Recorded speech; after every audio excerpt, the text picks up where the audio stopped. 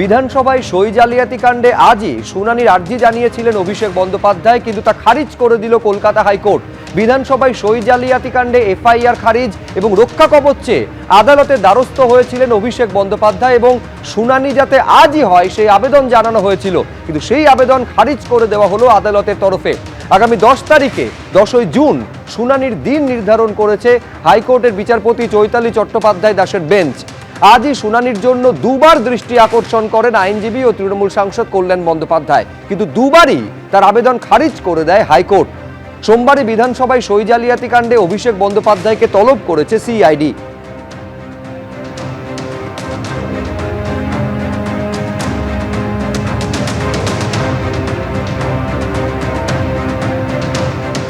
তৃণমূলের অন্দরে আরো বিদ্রোহী সংখ্যা বাড়ছে।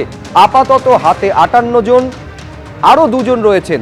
এটাই তৃণমূলের পরিষদীয় দল বলে দাবি করছেন ঋতব্রত বন্দ্যোপাধ্যায়। প্রধান পরামর্শদাতা হিসেবে থাকুন মমতা বন্দ্যোপাধ্যায় চাপ বাড়িয়ে আবারও দাবি করলেন বিরোধী দলনেতা। 58 জন সই করেছিলেন, আপনাদের সংখ্যাটা বাড়ছে? অবশ্যই, আমি তো বলেছিলাম সেদিন আপাতত 58, 2 জন বাইরে আছেন, 60 হলো। সেদিনই বলেছিলাম যে আপাতত 58 সই হয়েছে, 2 জন বাইরে আছেন, 60, এরপর আরও বাড়তে থাকবে। আমি আজকে বলছি যে এখনো আপাতত আপাতত 58, আরও 2 ধরলে 60, এবার বাড়তে থাকবে। হ্যাঁ, আজকে আপনি কালীঘাটে খোঁজ নিন না, এখনো অবধি যা জানি ওই 10-এর ওপর 5 বোধহয় সম্ভবত এখনো অবধি উপস্থিত হয়েছে। 20 জন আগের দিন যে কালীঘাটে মিটিংয়ে ছিলেন, আপনি আগে খোঁজ নিন সেই 20 জনের মধ্যে আজকে কতজন অ্যাবসেন্ট আছে সেটা আগে খোঁজ নিতে হবে। এগুলোকে আপনার শিবিরে আসবে বলুন? এটা শিবির না, এটাই তো তৃণমূল কংগ্রেসের লেজিসলেটিভ পার্টি।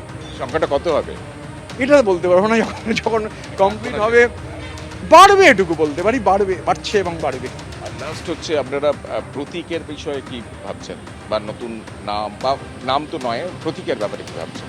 দেখুন, আমরা তো তৃণমূল কংগ্রেসের লেজিসলেটিভ পার্টি। আমাদের লেজিসলেটিভ পার্টি মাননীয় মমতা বন্দ্যোপাধ্যায়কে আমাদের প্রধান পরামর্শদাতা হিসেবে আমরা বলেছি যে আমরা চাই মাননীয় মমতা বন্দ্যোপাধ্যায় তিনি আমাদের প্রধান পরামর্শদাতা হিসেবে থাকুন। কিন্তু দেখুন, তো এখানে তো প্রতীক, আমরা তো তৃণমূল কংগ্রেস, প্রতীকের কথা আসছে আপনাদের কাছেই আছে। না, এই প্রতীকের বিষয় না। হাড়োয়ার ছবি আপনাদের সামনে রাখবো। দুর্নীতির অভিযোগে হাড়োয়ায় তৃণমূল বিধায়ককে তাড়া করা হলো।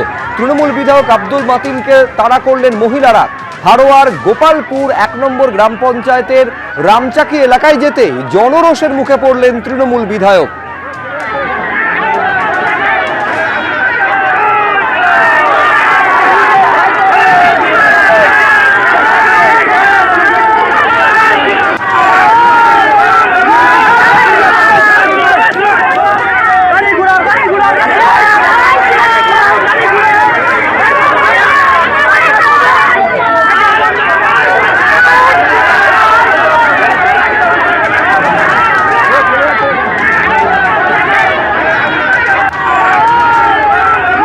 উত্তর 24 পরগনার পর হাওড়ার ছবি আপনাদের সামনে রেখেছি, যেখানে বাগনানে তৃণমূল বিধায়ক অরুণাভ সেনকে ঘিরে বিক্ষোভ দেখালেন স্থানীয় মানুষ। বিধায়কের বাড়ির সামনে ঝাঁটা জুতো নিয়ে বিক্ষোভ দেখালেন মহিলারা। মারধর, তোলাবাজি, দুর্নীতির অভিযোগে উঠল চোর চোর স্লোগান।